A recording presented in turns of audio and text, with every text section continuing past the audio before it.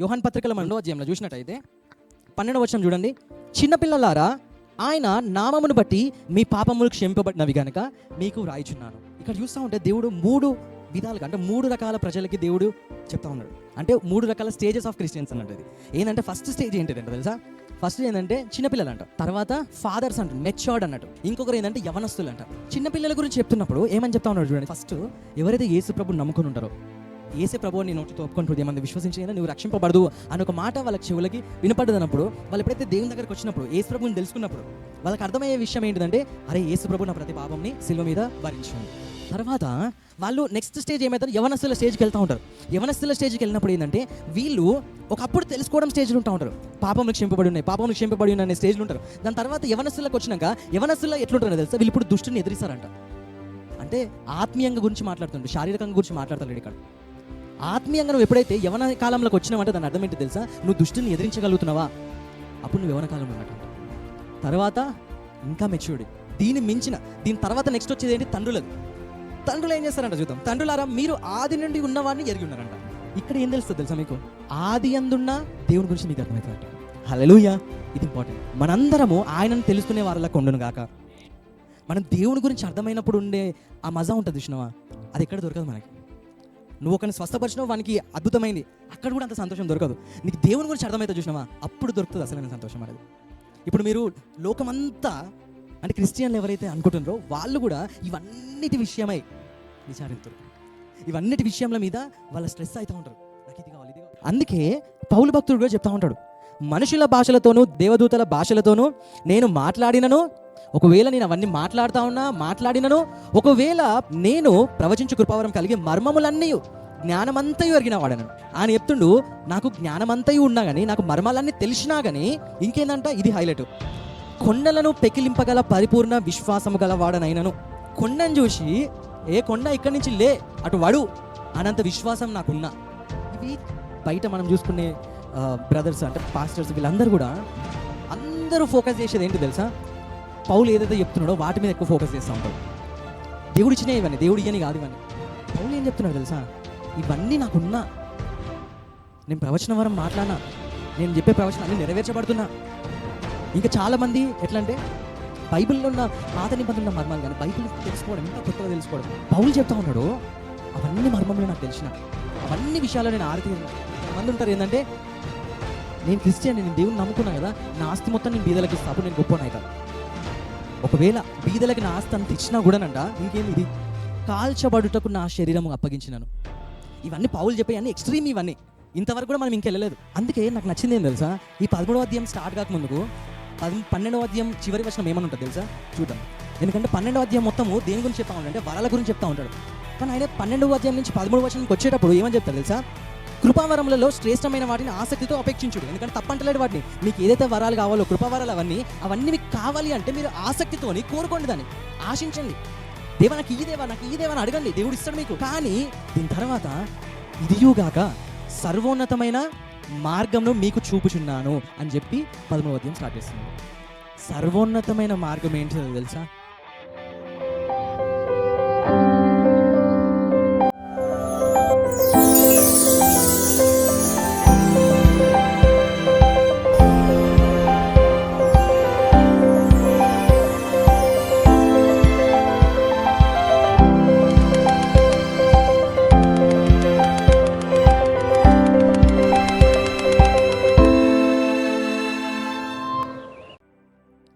వాక్యం చూసుకుందాం. యోహాను రాసిన మొదటి పత్రిక, 1 యోహాను 2వ అధ్యాయం 9వ వచనం నుండి. వెలుగులో ఉన్నానని చెప్పుకొనుచు తన సహోదరుని ద్వేషించువాడు ఇప్పటి వరకును చీకటిలోనే ఉన్నాడు. తన సహోదరుని ప్రేమించువాడు వెలుగులో ఉన్నవాడు, అతని యందు అభ్యంతర కారణం ఏదియూ లేదు. తన సహోదరుని ద్వేషించువాడు చీకటిలో ఉండి చీకటిలో నడుచుచున్నాడు.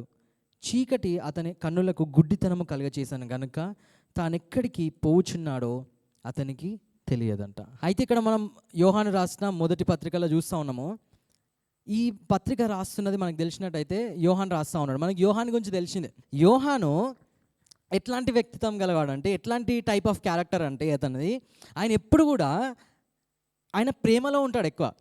ఆయన రాస్తున్న పదాలు కానీ, ఆయన చెప్తున్న మాటలు కానీ ప్రతి ఒక్కటి దేని గురించి చెప్తా ఉంటాడంటే, యోహాను సువార్తలో మనం చూసినట్టయితే ఆయన గురించి ఆయన రాసుకునేటప్పుడు ఏమని రాస్తూ ఉంటాడంటే, యేసు ప్రేమించిన శిష్యుడు అని రాసుకుంటూ ఉంటాడు. అక్కడ యోహాను అని రాసుకోడు కానీ యేసు ప్రేమించిన శిష్యుడు అని రాసుకుంటూ ఉంటాడు. ఎందుకంటే ఆయన ప్రతిరోజు ఆయన యేసు ప్రభు దగ్గరనంట చూస్తూ ఉంటే, యేసు ప్రభు ఎక్కడుంటే ఆయననంట యేసు ప్రభు రొమ్మున ఆనుకొని ఉంటాడంట. ఎవరు?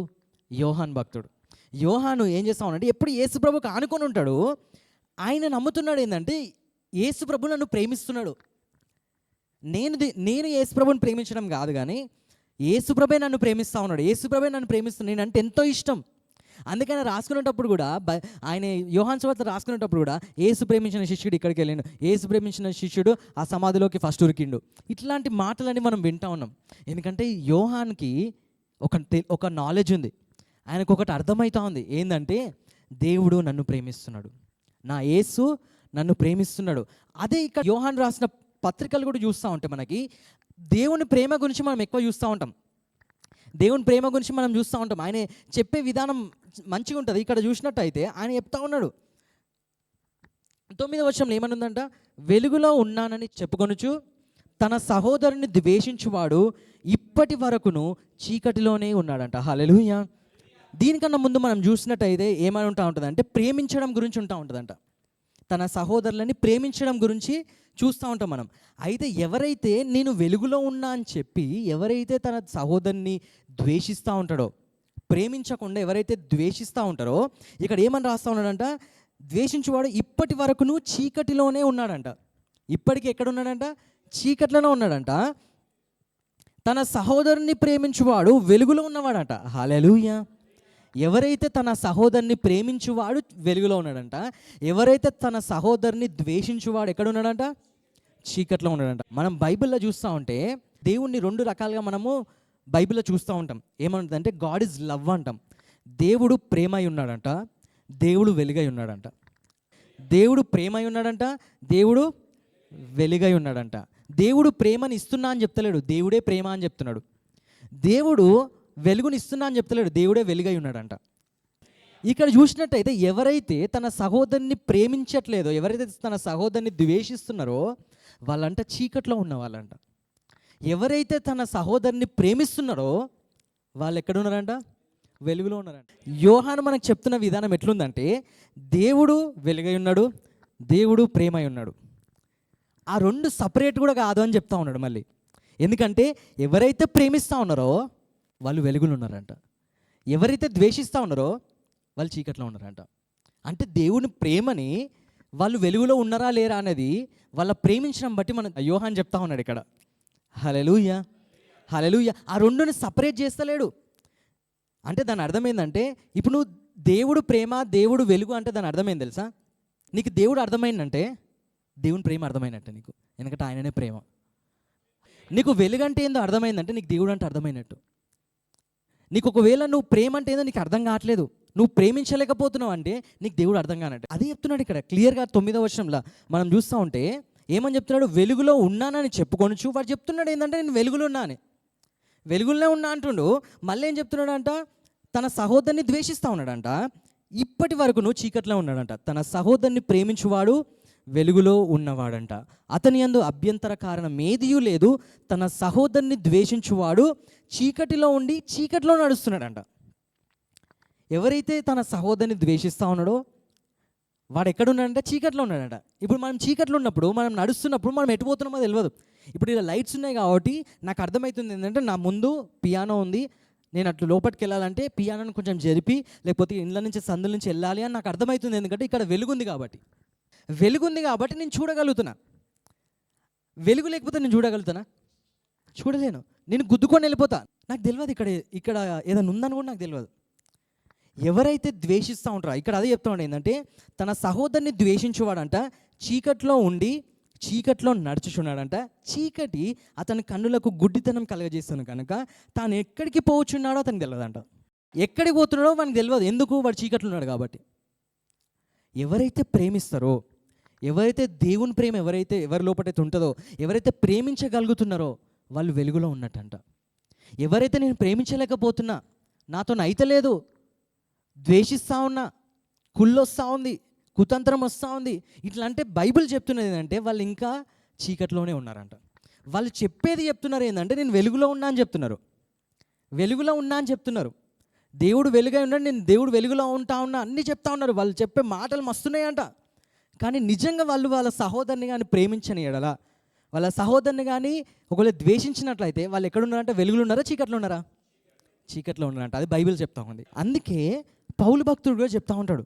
కొరింథీయులకు రాసిన మొదటి పత్రిక 13వ అధ్యాయం చూస్తూ ఉంటే, మనుషుల భాషలతోనూ దేవదూతల భాషలతోనూ నేను మాట్లాడినను, నేను అంటే పౌలు చెప్తా ఉన్నాడు, అతని గురించి చెప్పుకుంటున్నాడు, మన గురించి కూడా కాదు. ఇక్కడ మనుషుల భాషలతోనూ దేవదూతల భాషలతోనూ నేను మాట్లాడినను, ప్రేమ లేని వాడనైతే మ్రోగెడు కంచును గనగనలాడు తాళంనై ఉందనంట. పౌలు చెప్తా ఉన్నాడు, నేను అన్య భాషలు మాట్లాడుతూ ఉన్నా, ఇంకేందంట, మనుషుల భాషలతోనూ దేవదూతల భాషలు నేను మాట్లాడినను, ఒకవేళ నేను అవన్నీ మాట్లాడినను, ఒకవేళ ప్రేమ లేని వాడనైతే మ్రోగేడు కంచును గనగనలాడు తాళంనై ఉందనంట. మనకు బెల్ ఉంటా ఉంటుంది, పిల్లలు బయటికి పోవాలంటే, లంచ్కి వెళ్ళాలంటే, ఇంటికి వెళ్ళాలంటే టింగ్ టింగ్ టింగ్ టింగ్ టింగ్ టింగ్ టింగ్ అని బెల్ ఉంటుంది కదా. ఒకవేళ నా లోపట కానీ ప్రేమ లేకపోతే, ఒకవేళ నేను ప్రేమ లేని వాడనైతే, నేను ప్రేమించకపోతేనంట, నేను ఎట్లాంటి వాడినంట, జస్ట్ గంట కొడుతున్నట్టు అంట, అంతే. గంట కొట్టినట్టు ఉంటుంది కానీ దానిలో ఏమీ లేదంట. అదే చెప్తున్నాడు, ఏంటిది, మనుషుల భాషలతోనూ దేవదూతల భాషలతోనూ మాట్లాడినాను, ప్రేమ లేకపోతే జస్ట్ గనగనలాడు తాళంనై ఉందనంట. ఇంకేమని చెప్తా ఉంటే కిందికి రండి. ప్రవచించు కృపావరము కలిగి మర్మములన్నీయు జ్ఞానమంతయు ఎరిగిన వాడనైనను, కొండలను పెకిలింపగల పరిపూర్ణ విశ్వాసము గల వాడనైనను, ప్రేమ లేని వాడనైతే వ్యర్థుడనంట. ఫస్ట్ మెల్లగా వద్దాం. ప్రవచించు కృపావరము కలిగాను. చాలామంది చూస్తూ ఉంటారు ఏంటంటే, ఆయన చెప్తా ఉన్నాడు ఏంటంటే, నాకు ప్రవచన వరం ఉంది, నేను ప్రవచిస్తా, దేవుడు నాకు ఆ వరాన్ని ఇచ్చిండు, నేను ప్రవచిస్తూ ఉంటా, నేను సంఘంలో ప్రవచించినప్పుడు అవన్నీ జరుగుతూ ఉంటాయి.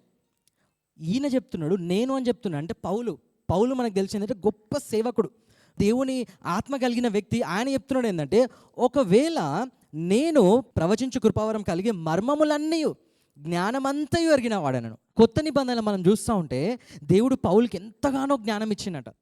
దేవుడు అతను ఎన్నుకొని మనకి తెలియని మర్మాలన్నీ, పాత నిబంధనలో ఉన్న క్రీస్తుని మనకి పరిచయం చేసిండు.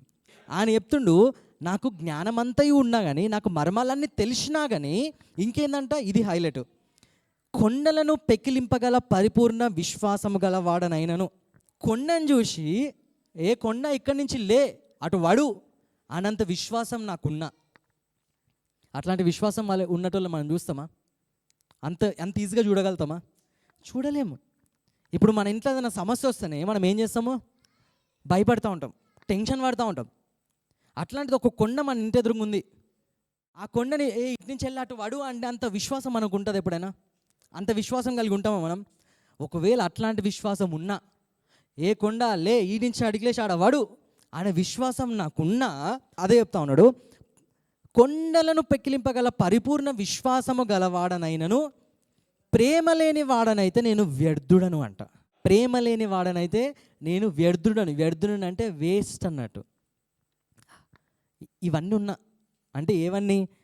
కృపావరములు. అంటే కృపావరం చేత ప్రవచనం ఎవరైతే మాట్లాడుతూ ఉన్నారో, ప్రవచన వరం ఉన్నా కానీ, కొండల్ని పెకిలింపగల విశ్వాసం ఉన్నా కానీ, బైబిల్ మొత్తం పాత నిబంధనలు ఉన్న మర్మాలన్నీ వాళ్ళకి అర్థమైన జ్ఞానమంతా ఉన్నా కానీ, ఒకవేళ ప్రేమించలేకపోతే, ప్రేమ లేకపోతే అన్నీ వ్యర్థమంట.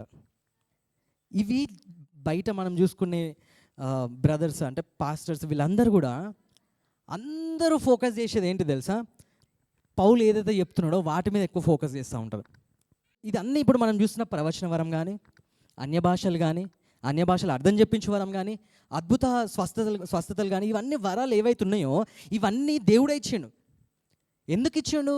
సంఘము క్షేమాభివృద్ధి కొరకు, సంఘము ఆశీర్వదింపబడాలని చెప్పేసి ఈ వరాలన్నీ సంఘానికి ఇచ్చిండు కదా. ఇప్పుడు ప్రవచన వరం ఉన్నప్పుడు, ఇప్పుడు మన చర్చిలో కూడా ప్రవచనం చెప్తా ఉంటారు. ఎందుకు ప్రవచనము? ఎందుకంటే ప్రవచనము ఏం చెప్తా ఉంటుంది అంటే, మనుషులని అంట వాళ్ళ విశ్వాసాన్ని గట్టిగా ఉంచుతుంది. ఇప్పుడు ప్రవచనంలో నేను ఈ వారం మొత్తం మిమ్మల్ని కాపాడబోతున్నా అంటే మనకు ఒక విశ్వాసంలో ఒక దృఢత్వం వస్తుంది, మంచిగా అయిపోతాం మనం, స్ట్రాంగ్ అంటే మనకు ఒక స్ట్రెంత్ వస్తుంది, మనకు ఒక ధైర్యం వస్తుంది. ఇవన్నీ ఎందుకు ఇచ్చిండు దేవుడు అంటే మనుషుల కొరకు ఇచ్చిండు, మన చర్చకొచ్చే జనాల కొరకు ఇచ్చిండు. ఇంకా అన్య భాషలు అయితే నీ కొరకే. డైరెక్ట్ బైబిల్ ఉంటుంది, అన్య భాషలు మాట్లాడితే నిన్ను నువ్వు మంచి చేసుకుంటున్నట్టు అంట. అందుకే బైబిల్ చెప్తా ఉంటాడు ఏంటంటే అన్య భాషలు అందరు ఉన్నప్పుడు మాట్లాడకండి, ఒకవేళ అన్య భాషలు అర్థం చెప్పు వరం వస్తే చర్చిలో మాట్లాడండి అని చెప్తా ఉంటారు. ప్రవచన వరం మాత్రం సంఘంలో మాట్లాడమని చెప్తా ఉంటాడు. ఎందుకంటే ప్రవచనం అనేది అందరికీ, ఎందుకంటే మన భాషలు చెప్తూ ఉంటాం, మనకు అర్థమయ్యే భాషలు చెప్తూ ఉంటాం, అంటే తెలుగు, కొంతమంది ఇంగ్లీష్ చెప్తా ఉంటారు ఇట్లా. కానీ దేవుడు చెప్తున్నాడు ఏంటి తెలుసా, ఇవన్నీ చర్చ్ ఫోకస్ చేసేటి, ఇవన్నీ దేవుడు ఇచ్చినవి, ఇవన్నీ దేవుడు ఇయ్యని కాదు, ఇవన్నీ దేవుడు ఇచ్చింది ఎందుకు, ఇవన్నీ సంఘము బ్లెస్ కావడానికి, సంఘము ఆశీర్వదింపబడడానికి. ఇప్పుడు మీకు ఏదైనా ప్రాబ్లం వచ్చింది, మీకు ఏదైనా స్వస్థత కావాలి, అప్పుడు ఇక్కడికి వచ్చి ఎవరైనా బ్రదర్ కానీ సిస్టర్ కానీ ఎవరైతే అభిషేకింపబడ్డారో ఆ వరం వచ్చిన వాళ్ళు ప్రార్థన చేసినప్పుడు మీకు స్వస్థత కలుగుతుంది. అది ఎవరిచ్చారు? దేవుడే ఇచ్చిండు. పౌలు ఏం చెప్తున్నాడు తెలుసా, ఇవన్నీ నాకున్నా, నేను ప్రవచన వరం మాట్లాడినా, నేను చెప్పే ప్రవచనాలు అన్నీ నెరవేర్చబడుతున్నా. ఇంకా చాలామంది ఎట్లా అంటే బైబిల్లో ఉన్న పాత నిబంధనలు ఉన్న మర్మాలు కానీ బైబిల్ని తెలుసుకోవడం, ఇంకా కొత్తగా తెలుసుకోవడం, ఇంకా కొత్తగా నాకు అర్థం కావాలి, ఇంకేదో ఉంది, ఇంకేదో ఉంది, ఏదో ఉంది అని ఎవరైతే దానికోసం వస్తూ ఉంటారు, కొత్తది ఈరోజు ఏదో కొత్తది తెలుసుకోవాలి, మంచిదే, అది దేవుడిచ్చిందే జ్ఞానవాక్కు. అది పౌలు చెప్తా ఉన్నాడు, అవన్నీ మర్మంలో నాకు తెలిసిన, అవన్నీ విషయాల్లో నేను ఆరితేరిన, కానీ ఒకవేళ నేను ప్రేమించలేకపోతే, ప్రేమ లేని వాడనైతే నేను వ్యర్థుడని అని చెప్తా ఉన్నాడు. అందుకే నాకు నచ్చింది ఏం తెలుసా, ఈ 13వ అధ్యాయం స్టార్ట్ కాకముందుకు 12వ అధ్యాయం చివరి వచనం ఏమని ఉంటుంది తెలుసా, చూద్దాం. ఎందుకంటే 12వ అధ్యాయం మొత్తము దేని గురించి చెప్తా ఉంటాడు అంటే వరాల గురించి చెప్తా ఉంటాడు. కానీ ఆయన 12వ అధ్యాయం నుంచి 13వ వచనంకి వచ్చేటప్పుడు ఏమని చెప్తాడు తెలుసా, కృపావరములలో శ్రేష్టమైన వాటిని ఆసక్తితో అపేక్షించుడు. ఎందుకంటే తప్పంటలేడు వాటిని, మీకు ఏదైతే వరాలు కావాలో కృపావరాలు అవన్నీ మీకు కావాలి అంటే మీరు ఆసక్తితోని కోరుకోండి, దాన్ని ఆశించండి. దేవా నాకు ఈ దేవా అని అడగండి, దేవుడు ఇస్తాడు మీకు. కానీ దీని తర్వాత ఇదియుగాక సర్వోన్నతమైన మార్గంను మీకు చూపుచున్నాను అని చెప్పి 13వ అధ్యాయం స్టార్ట్ చేస్తున్నాడు. సర్వోన్నతమైన మార్గం ఏంటో తెలుసా, ఆయన ప్రేమ గురించి తెలుసుకోవడం. హల్లెలూయా. ఎందుకంటే ఇవన్నీ చెప్తా ఉన్నాడు కదా, 12వ అధ్యాయం మొత్తము దేని గురించి చెప్తా ఉన్నాడు, ఆత్మ వరాల గురించి మనం చూసుకుంటున్నాం. కానీ 13వ అధ్యాయం వచ్చినప్పుడు ఒకవేళ నాకు ఈ వరాలన్నీ ఉన్నా, ఈ వరాల్లో నేను ఆరితేరి ఉన్నా, కానీ ఒకవేళ నువ్వు ప్రేమించలేకపోతే నువ్వు వ్యర్థుడవి అంట. అదే పౌలు చెప్తా ఉంటాడు. ఆయన ఎంత మంచిగా చెప్తా ఉంటాడు అంటే ప్రేమ అనేది ఎంత ముఖ్యమైనదంటే, బీదల పోషణ కొరకు నా ఆస్తి అంతా ఇచ్చినాను. కొంతమంది ఉంటారు ఏంటంటే, నేను క్రిస్టియన్, నేను దేవుని నమ్ముకున్నా కదా, నా ఆస్తి మొత్తం నేను బీదలకి ఇస్తా, అప్పుడు నేను గొప్పవాడిని అవుతా. ఒకవేళ అది చేసినాను అంట, బీదలకి నా ఆస్తి అంత ఇచ్చినా కూడానంట, ఇంకేంది ఇది, కాల్చబడుటకు నా శరీరము అప్పగించినాను. ఒక మంట ఉంది, ఆ మంటలో నన్ను వేయండి, నన్ను కాల్చేసేయండి. అసలు జనరల్గా చూసుకుంటే అంతవరకు వెళ్ళాం మనం. ఫస్ట్ ఆఫ్ ఆల్ ఇవన్నీ పౌలు చెప్పే అన్ని ఎక్స్ట్రీమ్, ఇవన్నీ ఇంతవరకు కూడా మనం ఇంకెళ్ళలేదు. కొండల్ని పెకిలింపగల విశ్వాసం మనకు లేదు, బైబిల్ ఉన్న మర్మాలని మనకు అర్థం కాలేదు, ఇంకా ఏదో గిత్తత మర్మాలు అర్థమవుతూనే మనకి మొత్తం సంతోషపడి నిద్ర కూడా పట్టదు రాత్రి, అంత దాంట్లో ఉన్నాం. ప్రవచనం వరం అందరికి కూడా రాలేదు, ఇంకా అప్పుడప్పుడు వస్తూ ఉంటుంది ప్రవచనం కూడా. ఇవన్నీ ఇంకా మనం ఆరుదేరలే, ఇంకా మనకు తెలియదు ఇవన్నీ. కానీ పౌలు ఇవన్నీ దాంట్లో ఆరుదేరిన ఆయన, ఇవన్నీ విషయాలలో ఆయన ఉన్నాడు. ఆయన చెప్తున్నాడు, ఒకవేళ నా ఆస్తి మొత్తం బీదలకు ఇచ్చిన, నా శరీరాన్ని కాల్చేయమని చెప్పిన, చూద్దాం ఏమంటున్నాడు. ప్రేమ లేని వాడనైతే నాకు ప్రయోజనం ఏమీ లేదంట. ప్రేమ లేని వాడనైతే ఇట్ ప్రాఫిట్ మీ నథింగ్ అంట. హల్లెలూయా. అర్థమవుతుందా? అంటే లోకంలో ఉన్న అందరూ ఎవరైతే సో కాల్డ్ క్రిస్టియన్, ఎవరైతే నేను క్రిస్టియన్, నేను యేసు ప్రభుని నమ్ముతా ఉన్నా, యేసు ప్రభుని నేను విశ్వసిస్తా ఉన్నా, యేసు ప్రభుని నేను వెంబడిస్తున్నా, ఇట్లాంటి మాటలు చెప్పేటోళ్ళు ఎవరైతే ఉన్నారో వాళ్ళందరూ మోస్ట్లీ ఇదైతే పౌలు చెప్తున్న వాటి మీద అన్నిటి మీద అతిశయపడుతూ ఉంటారు. దీని మీదనే వాళ్ళ జీవితం ఉంటుంది. ఒకరొకరు 30 సంవత్సరాలు 40 సంవత్సరాలు దేవుని నమ్ముకొని ఉంటారు, పెద్ద పెద్ద పాస్టర్లు అవుతూ ఉంటారు. కానీ వాళ్ళని ట్రిగర్ చేసిరనుకో, వాళ్ళని ఎవరన్నా రెచ్చగొట్టిరనుకో, వాళ్ళ కోపం వస్తుంది, తట్టుకోలేరు, అన్నేస్తారు డైరెక్ట్ ముఖం మీదనే. అర్థమవుతుందా? మళ్ళీ వాళ్ళు ఏం చేస్తూ ఉంటారు, ప్రవచనం చెప్తారు, అన్య భాషలు మాట్లాడతారు, మర్మాలు చెప్తారు, కొండల్ని పెకిలింపగల విశ్వాసం కూడా ఉంటుంది కొంతమందికి. చచ్చిపోయిన వాళ్ళని కూడా తిరిగి లేపుతారు కొంతమంది. బీదలకు ఎంత అంతంత ఇస్తారు, రారా ఇచ్చేస్తారు. ఇంత గొప్ప వ్యక్తులు కూడా ఒకవేళ వాళ్ళ లోపల కానీ ప్రేమ లేకపోతే, వాళ్ళు ప్రేమించలేకపోతే వ్యర్థమంట. నేను చెప్తున్న మాట కాదు, పౌలు చెప్తున్న మాట. పౌలు ఇవన్నీ రుచి చూసిన వ్యక్తి, ఇవన్నీ ఎట్లాంటివో తెలిసిన వ్యక్తి, ఆయన చెప్తున్నాడు ఇవన్నీ వ్యర్థమంట. అందుకే ఆయన చెప్తా ఉన్నాడు, ఏమని చెప్తా ఉన్నాడు తెలుసా? ప్రేమ అనేది, నేను చెప్తున్న ప్రేమ ప్రేమ ప్రేమ ప్రేమ అని చెప్తున్నాడు కదా, ఆయన చెప్తున్నాడు ఏంటంటే ప్రేమనంట దీర్ఘకాలం సహించును అంట. ప్రేమనంట దయ చూపిస్తుందంట. ప్రేమనంట మత్సరపడదంట. ప్రేమ డంబంగా ప్రవర్తించదంట. అది ఉప్పొంగదంట. అమర్యాదగా నడవదంట. స్వప్రయోజనమును విచారించుకొనదు. త్వరగా కోపపడదు. అపకారమును మనసులో ఉంచుకొనదు. దుర్నీతి విషయమై సంతోషపడగా సత్యమునందు సంతోషించును. అన్నిటికీ తాలుకొనును, అన్నిటినీ నమ్మును, అన్నిటినీ నిరీక్షించును, అన్నిటిని ఓర్చును. ప్రేమ శాశ్వత కాలము ఉండును. ఇంకేమని చెప్తా ఉన్నాడంట? ప్రవచనములైనను నిరర్ధకములగును, భాషలైనను నిలిచిపోవును, జ్ఞానమైనను నిరర్ధకమును. మనం కొంత మట్టుకు ఎరుగుదుము, కొంత మట్టుకు ప్రవచించున్నాం కానీ పూర్ణమైనది వచ్చినప్పుడు పూర్ణము కానిది నిరర్ధకమగును. నేను పిల్లవాడనై ఉన్నప్పుడు పిల్లవాని వల్ల మాట్లాడుతుని, పిల్లవాని వల్ల తలంచుతుని, పిల్లవాళ్ళని యోచించుతుని. ఇప్పుడు పెద్దవాడనై పిల్లవాని చేష్టలు మానివేస్తుని. ఇప్పుడు అద్దంలో చూచినట్టు సూచనగా చూచున్నాను, అప్పుడు ముఖాముఖిగా చూతును. ఇప్పుడు కొంత మట్టుకే ఎరిగి ఉన్నాను, అప్పుడు నేను పూర్తిగా ఎరగబడిన ప్రకారము పూర్తిగా ఎరుగుదును. కాగా విశ్వాసము, నిరీక్షణ, ప్రేమ, ఈ మూడును నిల్చును. వీటిలో శ్రేష్టమైనది ప్రేమే. హల్లెలూయా. పౌలు చెప్తా ఉన్నాడు, ఎంత అద్భుతంగా చెప్తా ఉన్నాడంటే, నేను చిన్నగా ఉన్నప్పుడు అంట, నేను చిన్నవాని వల్ల ప్రవర్తించిన. మనం చిన్నగా ఉన్నప్పుడు ఏం చేస్తాం? చిన్నపిల్ల చేష్టలు చేస్తూ ఉంటాం. కానీ ఒకవేళ పెద్దగా అయినాక కూడా మనం చిన్నపిల్ల చేష్టలు చేయం. మనకు ఒక తెలివి వస్తుంది, ఎట్లుండాలి, ఎట్లా మాట్లాడాలి, మన ఫ్యామిలీని ఎట్లా చూసుకోవాలి, ఇవన్నీ మనకు ఒక ఐడియా వస్తుంది కదా. ఆయన ఏం చెప్తున్నాడు తెలుసా? ఎందుకంటే ఆయన చెప్పే విధానం ఎట్లా ఉంటుందంటే, ఏదైతే మనుషులందరూ కోరుకుని ఏదైతే విధానాలు ఏవైతున్నాయో, ఏవైతే ఆత్మవరాల విషయంలో ఏదైతే ఉన్నాయో, ఏదైతే సంఘం క్షేమాభివృద్ధి కొరకు ఏదైతే దేవుడు ఇచ్చినాడో వాటన్నిటి విషయమై, అవన్నీ విషయాలు ఆయన ఏమంటున్నాడు తెలుసా? అవి చిన్నపిల్ల వాణి చాష్టలే అంట. అవన్నీ అది చెప్తున్నాడు. నేను చిన్నపిల్లగాని ఉన్నప్పుడు చిన్నపిల్లగాని లాక్కున్నా. చిన్నగా ఉన్నప్పుడు నేను చిన్నపిల్ల చేష్టలు చేసిన. కానీ ఎప్పుడైతే నేను పెద్దగా అయినో నేను మళ్ళీ చిన్నపిల్ల చేష్టలు చెయ్య. నేను అర్థమవుతుందా? అందుకే ఇక్కడ చెప్తా ఉన్నాడు, ఏమని చెప్తా ఉన్నాడు అంటే, నేను పిల్లవాడనై ఉన్నప్పుడు పిల్లవాని వల్ల మాట్లాడుతుని, పిల్లవాని వల్ల తలంచుతుని, పిల్లవాని వల్ల యోచిస్తుని. ఇప్పుడు పెద్దవాడనై పిల్లవాని చేష్టలు మానివేస్తుంది. ఇప్పుడు అద్దంలో చూచినట్టు సూచనగా చూచున్నాను, అప్పుడు ముఖాముఖిగా చూతును. పౌలు చెప్తున్నది ఏంటి, ఏమని చెప్తా ఉన్నాడు అంటే, ఇక్కడ ఆయనకి ఒకటి అర్థమవుతుంది. ఆయనకి దేవుని ప్రేమ అర్థమైంది. అసలు దేవుడు ఎంత ప్రేమమయుడు. నేను చెప్పిన ఫస్టే, ఆయన అర్థమైతే ప్రేమ అర్థమైనట్టు అని. ఒకవేళ ఆయనకి ప్రేమ అర్థమైతే ఆయన అర్థమైనట్టు. ఎందుకంటే ఆయననే ప్రేమ. ఆయనకి దేవుడు అర్థమైండు, ప్రేమ అర్థమైంది. అందుకని ఏం చెప్తున్నాడు తెలుసా? నాకు ఇప్పుడు కూడా నాకు మొత్తం అర్థం కాలే ఆయన ప్రేమ. నాకు ఇవన్నీ ఉన్నాయి, ఇవన్నిట్లో నేను ఆరితేరిన. నేను ఇప్పుడు ఇవన్నీ ఫోకస్ చేస్తలేను. ఎందుకంటే ఆయన ఫస్ట్ చెప్తుండు, 13వ అధ్యాయంలోకి వెళ్ళే ముందుకే మీకు ఒక సర్వోన్నతమైన మార్గంని చూపిస్తా అంటుండు.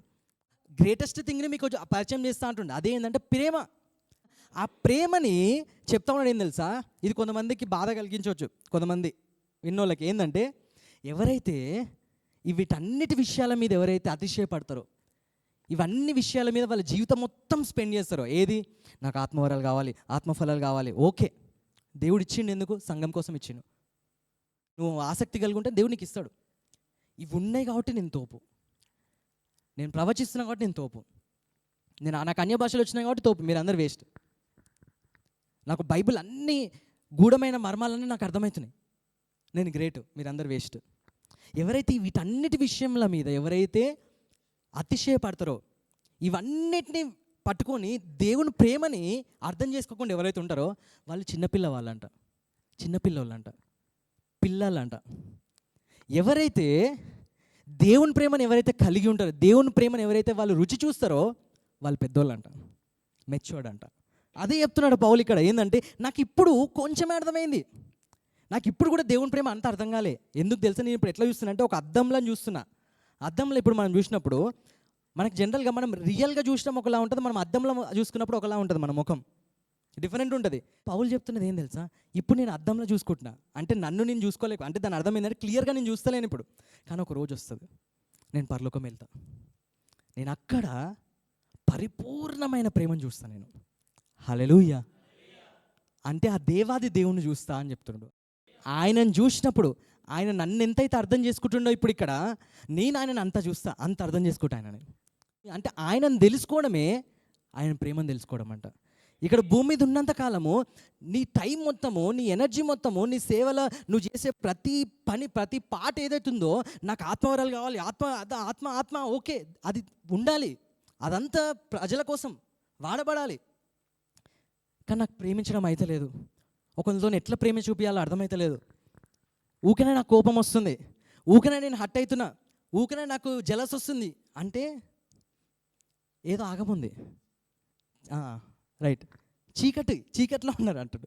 ఎందుకంటే బైబిల్ చెప్తుంది ఏంటంటే, నువ్వు చీకట్లో ఉన్నప్పుడు నీకేం చేయాలో తెలియదు, నువ్వు వెలుగులో ఉన్నప్పుడు నువ్వేం చేస్తావో నీకు తెలుసు. అంటే నువ్వు వెలుగులో ఉన్నావు అనుకో, వీని ఎట్లా ప్రేమించాలో తెలుసు నీకు కనపడతాడు వాడు. చీకట్లో ఉన్నావు అనుకో, ఎవరితో మాట్లాడుతున్నావు, ఎట్లా పలకరించాలి ఏం తెలియదు నీకు, ఏం తెలియదు నీకు, నాలెడ్జ్ ఉండదు నీకు, ఏం చేస్తున్నావు అర్థం కాదు. అందుకే దేవుడు చెప్తా ఉన్నాడు ఏంటంటే, నువ్వు వెలుగులో ఉన్నావు కదా, ఎప్పుడైతే దేవుని ప్రేమ నీకు తెలుసో అప్పుడు నువ్వు వెలుగులో ఉంటావంట. అప్పుడు నువ్వు ఏం చేస్తావంట, నువ్వు ప్రేమించగలుగుతావంట. అదే చెప్తా ఉన్నాడు పౌలు, చెప్తా ఉన్నాడు ఏంటంటే, ఎవరైతే ఇవన్నీ విషయాలని పట్టుకొని దేవుని ప్రేమను వదిలేస్తారో, వాళ్ళ జీవితంలో ప్రేమించలేకుంటారో వ్యర్థులంట వాళ్ళు. అందుకే పౌలు చెప్పేటప్పుడు కొన్ని వచనాలు మంచిగా అనిపిస్తుంది ఏంటంటే, నన్ను ప్రేమించి నా కొరకు వచ్చిన నా యేసుప్రభు కోసమే నా జీవితం అర్పిస్తున్నా అంటాడు. నన్ను ప్రేమించి అని చెప్తా ఉంటాడు ఆయన. అందుకే యోహాన్ భక్తుడిగా చూస్తూ ఉంటే ఆయన నన్ను ప్రేమించును, ఎందుకంటే సర్వోన్నతమైన మార్గంని వాళ్ళు తెలుసుకున్నారు. హల్లెలూయా. మనం కూడా తెలుసుకున్నాం కాక మనం ఇంకా ఈ ఆత్మవరాలు, ఆత్మఫలాలల్లో స్ట్రక్ అయిపోయి దీనివల్లనే అది ఉన్నాయి. ఎందుకంటే ప్రజల కోసం, ప్రజల్ని మంచి చేయడానికి దేవుడిచ్చిన వరాలు అవి. కానీ ఆ వరాల బట్టి మనం బోస్ట్ కావద్దు. నాకు ఇవి ఉన్నాయి కాబట్టి నేను తోపుని అంటే అక్కడనే అయిపోయింది పని. పిల్లలు, చిన్నపిల్లలు, మీరు ఎప్పుడైతే మీరు దేవుని ప్రేమను తెలుసుకుంటూ ఉంటారో, దేవుని ప్రేమ ఎప్పుడైతే నిలిచి ఉంటారో, అప్పుడు నువ్వు ఎవరైతే మనుషులను నువ్వు ప్రేమిస్తూ ఉంటావో అప్పుడు నువ్వు పెద్దను అయినట్టు క్రీస్తుల. హల్లెలూయా. మనం పౌలు వలె ఉండును గాక. పౌలుకి అర్థమవుతుందా అదేందో అర్థమవుతుంది అని ఆయన చెప్పేటప్పుడు ఆయనకు తెలిసి ఏం చెప్తున్నాడు అని. అందుకే యోహాన్ పత్రికలో మనం చూసినట్టయితే, నేను చీకటి గురించి చెప్పిన కదా, 2వ అధ్యాయంలో చూసినట్టయితే 12వ వచనం చూడండి. చిన్నపిల్లలారా, ఆయన నామమును బట్టి మీ పాపములు క్షమింపబడినవి గనుక మీకు వ్రాయిచున్నాను.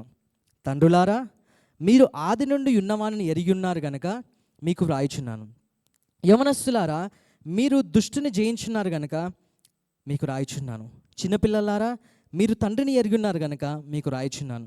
తండ్రులారా, మీరు ఆది నుండి ఉన్నవాడిని ఎరిగి ఉన్నారు గనుక మీకు రాయిచున్నాను. యవనస్తులారా, మీరు బలవంతులు, దేవుని వాక్యము మీ అందు నిలిచున్నది, మీరు దుష్టుని జయించున్నారు గనుక మీకు వ్రాయిచున్నాను. ఈ లోకమైనను లోకంలో ఉన్న వాటినైనను ప్రేమింపకుడి. ఎవడైనా లోకంను ప్రేమించిన ఎడల తండ్రి ప్రేమ వానిలో ఉండదు. ఇక్కడ చూస్తూ ఉంటే దేవుడు 3 విధాలుగా, అంటే 3 రకాల ప్రజలకి దేవుడు చెప్తా ఉన్నాడు. ఒకరు ఎవరంట తెలుసా? చిన్నపిల్లలు అంట. ఇందాక చిన్నపిల్లలు మర్చిపోండి, అది వేరు ఇది వేరు. అర్థమవుతుందా? ఆ చిన్నపిల్లలు ఈ చిన్నపిల్లల దగ్గర తీసుకురాకండి, అది వేరే చిన్నపిల్లలు. ఎవరైతే ఆత్మ సంబంధమైన విషయం, అంటే ఆత్మ ఫలాల మీద ఎక్కువ ఎవరైతే బోస్ట్ అవుతూ ఉంటారో వాళ్ళ గురించి అది చిన్నపిల్లలు, అది అయిపోయింది, ఆ వాక్యం అయిపోయింది. ఇప్పుడు కొత్త వాక్యంలోకి రండి. ఇప్పుడు ఇక్కడ 3 రకాల ప్రజల్ని దేవుడు చెప్తా ఉన్నాడు. అంటే 3 రకాల స్టేజెస్ ఆఫ్ క్రిస్టియన్స్ అన్నట్టు. అది ఏంటంటే ఫస్ట్ స్టేజ్ ఏంటిదంటే తెలుసా? ఫస్ట్ ఏంటంటే చిన్నపిల్లలు అంట. తర్వాత ఫాదర్స్ అంటారు, మెచ్యూర్డ్ అన్నట్టు.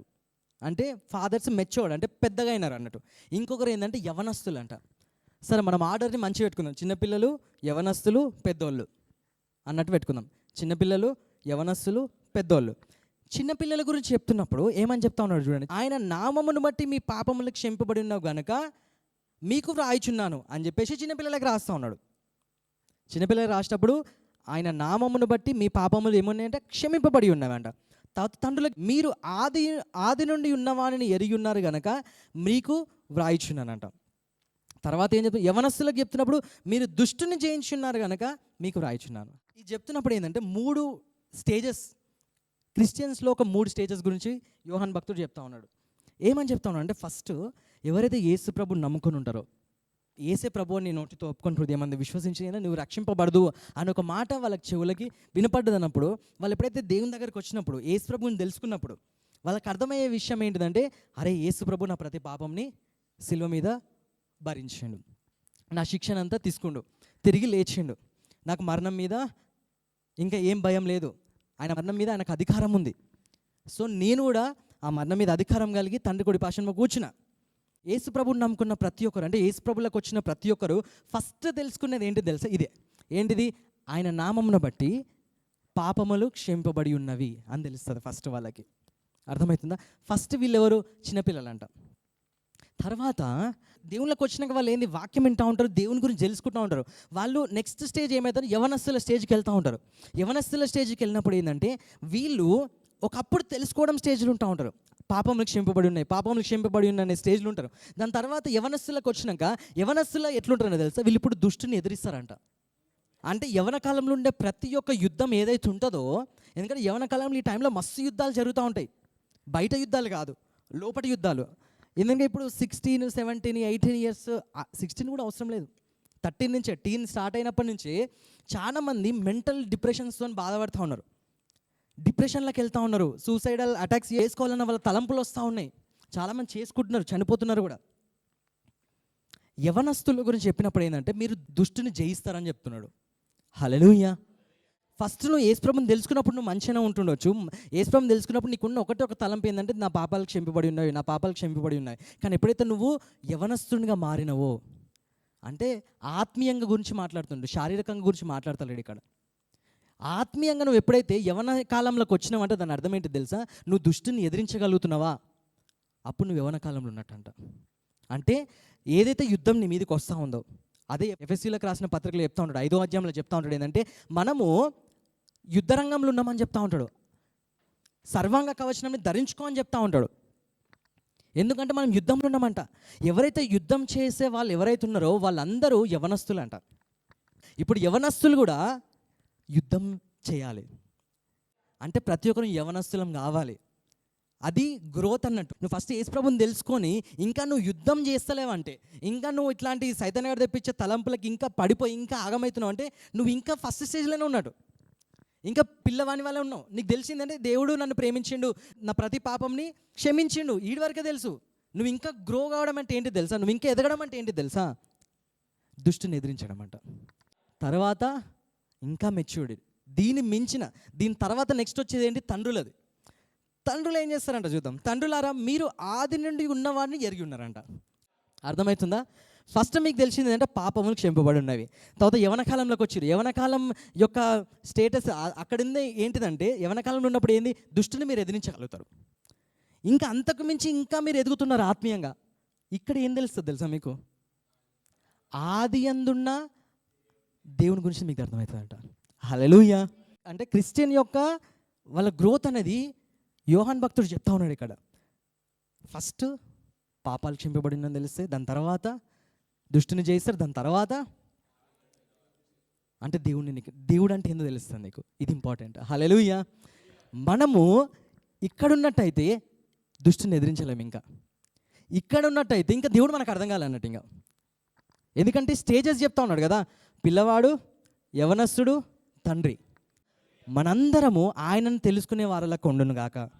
ఆయనను తెలుసుకునే వారలక్క ఉండడం అంటే ఏంటంటే ఈ రెండు మర్చిపోయినట్టు కాదు, ఇది గ్రోత్ అన్నట్టు. ఇక్కడ ఉన్నామంటే ఈ రెండు ఆబ్వియస్గా చేస్తాం. ఇక్కడ ఉన్నామంటే దుష్టుని జయిస్తాము, మన పాపము క్షమింపబడి ఉందని తెలుసుకుంటాం మనం. ఇదే మళ్ళీ యోహాన్ కింద చెప్తా ఉంటాడు, చిన్నపిల్లలారా మీరు తండ్రిని ఎరిగి ఉన్నారు కనుక మీకు వ్రాయిచున్నానంట. తండ్రులారా మీరు ఆది నుండి ఉన్నవాడిని ఎరిగి ఉన్నారు. హల్లెలూయా. సెకండ్ మళ్ళీ చెప్తా ఉన్నాడు యోహాన్ భక్తుడు. మళ్ళీ చెప్పినప్పుడు ఏం చెప్తా ఉన్నాడు తెలుసా? యవనస్తులది అట్లనే ఉంచిండు. యవనస్తుల గురించి చెప్పినప్పుడు మీరు దుష్టుని జయిస్తారు, మీరు బలవంతులు అని చెప్తున్నాడు. తండ్రుల దగ్గరికి వచ్చినప్పుడు కూడా తండ్రుల గురించి చెప్పినప్పుడు ఆది అందున్న ఆ దేవుని మీరు తెలుసుకొని ఉంటారు. టు నో క్రైస్ట్ అని ఉంటుంది ఇంకా వేరే ట్రాన్స్లేషన్స్లో, అంటే ఆయన గురించి తెలుసుకోవడం. కానీ పిల్లల స్టేజ్కి కొంచెం ఇట్లా మారిసిండు, కొంచెం చేంజ్ చేసిండు. ఏమని చెప్తా ఉన్నాడు అంటే, మీరు చిన్నపిల్లల మీరు తండ్రిని ఎరిగి ఉన్నారంట. మీరు తండ్రిని ఎరిగి ఉన్నారు. ఆది యందు అని రాస్తలేడు కానీ మీరు తండ్రిని ఎరిగి ఉన్నారని రాస్తా ఉన్నాడు. అదే ఆ తండ్రుల గురించి రాసినప్పుడు మీరు ఆది అందున్న దేవుణ్ణి ఎరిగి ఉన్నారని చెప్పి రాస్తా ఉన్నాడు. చిన్నపిల్లల గురించి చెప్పినప్పుడు ఏమని చెప్తా ఉన్నాడు అంటే మీరు తండ్రిని ఎరిగి ఉన్నారని చెప్తా ఉన్నాడు. అంటే ఫస్ట్ది సెకండ్ దాంట్లో చెప్పేటప్పుడు ఫస్ట్ దాంట్లో చెప్పినప్పుడు ఏమని రాస్తా ఉన్నాడంటే మీరు మీ పాపములకు క్షమింపబడి ఉన్నవి అని చెప్పి రాస్తున్నాడు. మళ్ళీ అదే సెకండ్ టైం చెప్పేటప్పుడు ఏంటంటే మీరు తండ్రిని ఎరిగి ఉన్నారని చెప్తా ఉన్నాడు. ఈ రెండింటిని బట్టి ఆలోచిస్తే చెప్తున్నాడు ఏం తెలుసా, ఎవరైతే ప్రతి పాపం సిల్వలో యేసు ప్రభు తీసుకున్నాడు, ప్రతి పాపం ఆయన శిక్ష భరించిండు అని ఎవరైతే తెలుసుకుంటారో, ఎవరైతే దాన్ని నమ్ముతారో మీరు తండ్రిని అర్థం చేసుకున్నట్టంట. అందుకే పౌలు చెప్తా ఉంటాడు రోమిల్ రాసిన పత్రిక 5వ అధ్యాయంలో, కాబట్టి విశ్వాస మూలంగా మనం నీతిమంతులంగా తీర్చబడి తండ్రితోని సమాధానం కలిగి ఉంటామంట. అంటే యోహాన్ పత్రికలు చూస్తున్నది ఏంటంటే స్టేజెస్ ఆఫ్ క్రిస్టియన్ అంట. నేను ఫస్ట్ చెప్పిన ఆయనను తెలుసుకోవడం అంటే ఆయన ప్రేమను తెలుసుకోవడం. మనం ఈ స్టేజ్లో మనం ఎక్కడున్నామో మనకు తెలుసు. మనం ఇంకా ఫస్ట్ దానిలో స్ట్రక్ అయినామంటే ఇంకా మనకు 2 లెవెల్స్ ఉన్నాయి. ఇక్కడ ఉన్నట్టయితే మంచిగానే ఉంటుంది. ఈ 3 లెవెల్ మంచి లెవెల్స్ ఇవన్నీ. ఈ లెవెల్స్ అనేవి యేసు ప్రభు నమ్ముకున్న వాళ్ళకి వస్తాయి. యేసు ప్రభు నమ్ముకోవాలి ఈ 3 లెవెల్లో కూడా ఉండరు వాళ్ళు అవుట్ ఆఫ్ స్టేషన్, వాళ్ళు బయట ఉంటారు, వాళ్ళు out side the city of gates అన్నట్టు. వాళ్ళు యేసు ప్రభు నమ్ముకున్న వాళ్ళే ఇంకా ఫస్ట్ స్టేజ్లో మస్తు మంది ఉంటారు. ఇంకా ఏమంటారు, జయించలేకపోతారు. లోకంలో ఉన్న ప్రతి దుష్టుని జయించలేకపోతారు, లోకంలో ఉన్న పాపంని జయించలేకపోతారు. ఇదంటే మెచ్యూరిటీ, అర్థమవుతుందా? గ్రోత్ అనేది లేదు. కానీ పౌలు చెప్తున్నాడు 13వ అధ్యాయంలో ఏం చెప్తున్నాడు తెలుసా, అన్నిటికన్నా శ్రేష్టమైనది, అన్నిటికన్నా ముఖ్యమైనది ప్రేమనంట. హల్లెలూయా. మనం ఆయనను తెలుసుకోవాలంట. ఎప్పుడైతే మీరు వాక్యాలు వింటా ఉన్నారో, ఎప్పుడైతే మీరు బైబిల్ చదువుతున్నారో, దేవా నాకు నువ్వు అర్థం కావాలి దేవా. బైబిల్లో ఎంత మర్మాలు ఉన్నాయి, ఇక్కడ అది ఉంది, ఇక్కడ ఇది ఉంది, ఇక్కడ ఉంది కాదు, నీ హార్ట్ ఏంది, నువ్వేంది అసలు. మనం వాక్యం వింటున్నప్పుడు దేవా నీ హార్ట్ ఏంది, ఇట్లుంది, నీ హార్ట్ నాకు అర్థం కావాలి. మన హృదయాలు రాతి లాంటి హృదయాలు, మనకు అర్థం కాదు అంత ఈజీగా ప్రేమ. అందుకే పౌలు కూడా చెప్తుందని నాకు ఇంకా మొత్తం అర్థం కావాలని చెప్తున్నాడు. కొంచెం కొంచెం అర్థమైంది అంటున్నాడు. మన హృదయాలకి కంప్లీట్ ప్రేమ అర్థం చేసుకోలేం మనం. కానీ మనం ప్రతిరోజు అడగాల్సింది, మనం వాక్యం చదువుతున్నప్పుడు కానీ, మనం వాక్యం వింటున్నప్పుడు కానీ, దేవా నీ ప్రేమ నాకు అర్థం కావాలి దేవా, నువ్వు అర్థం కావాలి దేవా. మోషే అంటాడు ఏం తెలుసా, దేవా నీ వేస్ నాకు అర్థం కావాలి, నీ వేస్ నాకు అర్థమైతే చాలు నాకు. అంటే ఆయన ఎట్లా ఆలోచిస్తాడు, ఆయన ఎట్లుంటాడు, ఆయన ఏంది అసలు. మనం దేవుని గురించి అర్థమైనప్పుడు ఉండే ఆ మజా ఉంటుంది చూసినావా, అది ఎక్కడ దొరకదు మనకి. నువ్వు ఒకరిని స్వస్థపరిచినావు, వానికి అద్భుతమైంది, అక్కడ కూడా అంత సంతోషం దొరకదు. నీకు దేవుని గురించి అర్థమైతే చూసినావా, అప్పుడు దొరుకుతుంది అసలైన సంతోషం అనేది.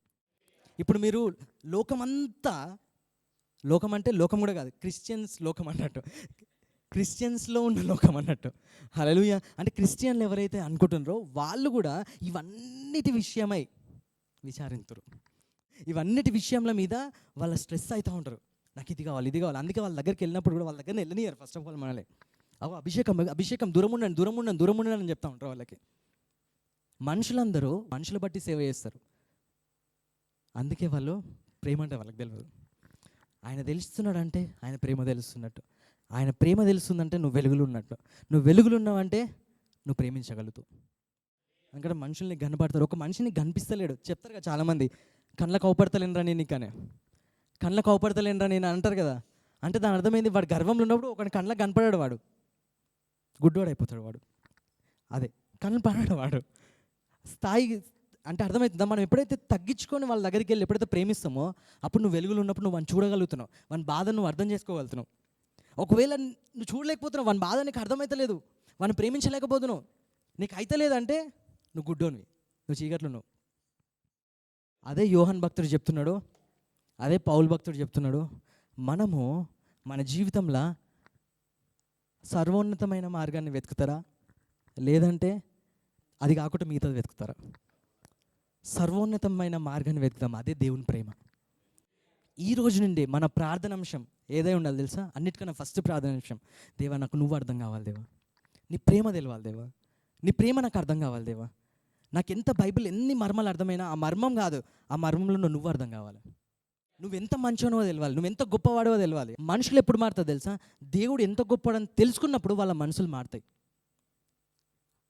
ఆత్మవరాలు, ఆత్మఫలాలు ఇవన్నీ ఉన్నాయి కదా, ఇవన్నీ ఒక మనిషి వాళ్ళ జీవితంలో మారకపోయినా ఈ ఆత్మవరాలు అన్నీ వాళ్ళ జీవితంలో పనిచేస్తూ ఉంటాయి.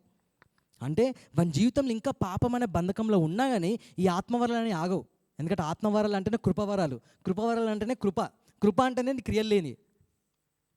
నువ్వు ఇంకా ఆగంలో ఉండగా నా కృపవరాలు నీకు నడుస్తున్నాయి అంటే అది కృపవరమే నిజంగా. ఎందుకంటే కృప అనేది ఏంటంటే క్రియలతో సంబంధించింది కాదు. నువ్వు ఆగమున్న కృపవరం నీ జీవితంలో పనిచేస్తుంది అంటే అది కృపవరమే. ఈ కృపవరంతో మన మైండ్ ఖరాబ్ చేసుకొని అవసరం లేదు. కృపవరాలు అనేవి మన వెంట వస్తూ ఉంటాయి. మనం వెళ్తూ ఉంటాం. మనం ఎవరు చూస్తున్నాం? దేవుణ్ణి చూస్తున్నాం. ఈ కృపవరాలన్నీ మన వెంట వస్తూ ఉంటాయి అంట. అది జనాల కొరకు. నువ్వు కూడా ఆశీర్వదింపబడతావు. అందుకే ఈరోజు నుంచి మీ ప్రార్థన అంశము ఏదై ఉండాలి? దేవుని ప్రేమ. ఆయన ప్రేమలు ఇంకా మునుగుదాం, ఇంకా ప్రేమను అర్థం చేసుకోవడానికి ట్రై చేద్దాం. చిన్న వాక్యం, దేవుడు దీవించును గాక.